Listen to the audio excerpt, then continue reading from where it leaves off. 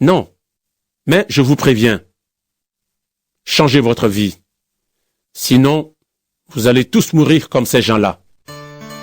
Ensuite, Jésus leur dit cette histoire. Un homme a un figuier planté dans son champ. Il vient chercher des figues, mais il n'en trouve pas. Alors, il dit à son ouvrier, « Regarde, depuis 3 ans, je viens chercher des figues sur ce figuier et je n'en trouve pas. Coupe-le. Ce n'est pas la peine qu'il use la terre inutilement. » L'ouvrier lui répond, « Maître, laisse-le encore cette année. Je vais creuser la terre tout autour, je vais mettre de l'engrais.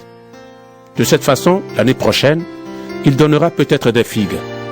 Sinon, tu le feras couper. » Un jour de sabbat, Jésus est en train d'enseigner dans une maison de prière.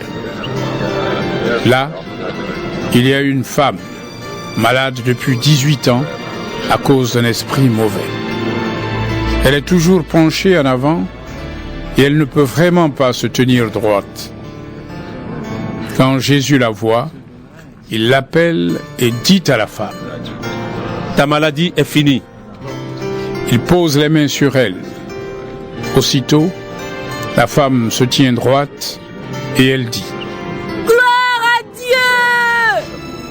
Mais le chef de la maison de prière est très en colère parce que Jésus a guéri quelqu'un le jour du sabbat.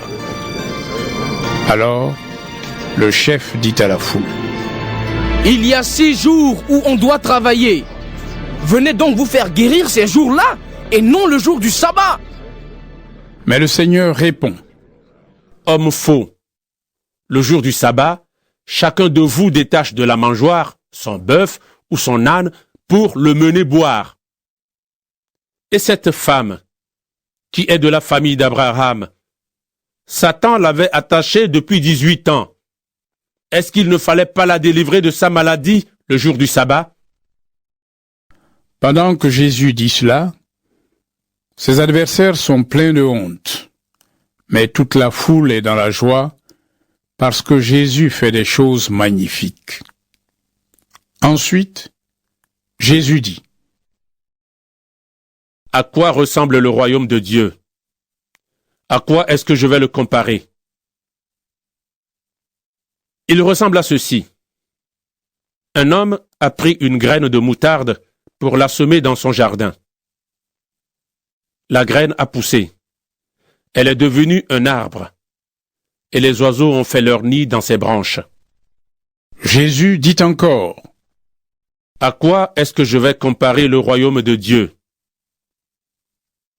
Il ressemble à ceci. Une femme prend de la levure et la mélange à 25 kilos de farine, et toute la pâte lève. » Jésus va dans les villes et les villages, et il enseigne. Il marche vers Jérusalem. Quelqu'un lui demande, « Seigneur, est-ce que Dieu va sauver seulement un petit nombre de gens? » Jésus répond à tous, « Faites des efforts pour entrer par la porte étroite. Oui, je vous le dis, beaucoup de gens essaieront d'entrer et ils ne pourront pas. Le moment viendra où le maître de maison se lèvera et il fermera la porte. Vous serez dehors. Vous vous mettrez à frapper à la porte en disant, « Maître, ouvre-nous !» Mais il vous répondra, « Je ne sais pas qui vous êtes. » Alors vous lui direz, « Nous avons mangé et bu avec toi. Tu as enseigné dans les rues de nos villes. » Mais il vous dira encore, « Je ne sais pas qui vous êtes. Allez-vous-en loin de moi, vous tous qui faites le mal. » Alors, vous pleurerez et vous grincerez des dents. En effet, vous verrez Abraham, Isaac et Jacob et tous les prophètes dans le royaume de Dieu. Mais vous, on vous mettra dehors. Des gens viendront de l'Est, de l'Ouest, du Nord et du Sud. Ils prendront le grand repas dans le royaume de Dieu. Maintenant, il y a des gens qui sont les derniers. Ils seront les premiers. Maintenant, il y a des gens qui sont les premiers. Ils seront derniers. À ce moment-là, quelques pharisiens s'approchent de Jésus et ils lui disent: Va-t'en, pars loin d'ici. Hérode Antipas veut te faire mourir. Jésus leur répond: Allez dire de ma part à cet homme trompeur comme un renard. Aujourd'hui et demain, je chasse des esprits mauvais. Je guéris des gens. Et le troisième jour, je finirai ce que je fais. Mais aujourd'hui, demain et le jour suivant, je dois continuer ma route. En effet, il est impossible pour un prophète de mourir en dehors de Jérusalem.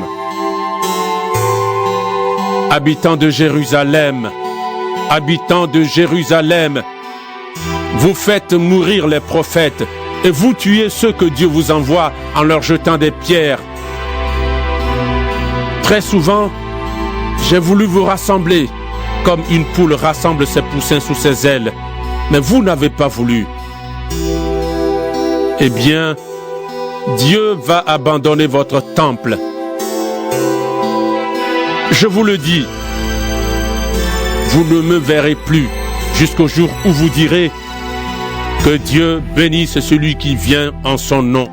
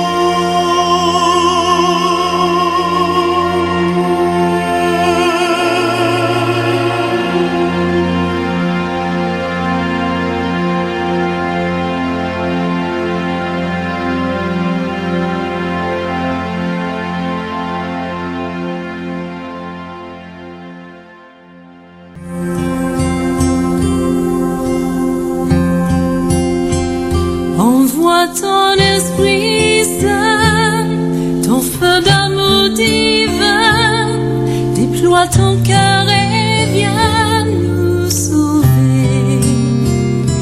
Délivre-nous de nous, délivre-nous de tout ce qui refuse en nous de t'aimer. Du sang de ton agneau, déverse en nous le flot des abondantes eaux de ton pardon. Viens inonder nos vies, restaure-nous, guéris ton Église.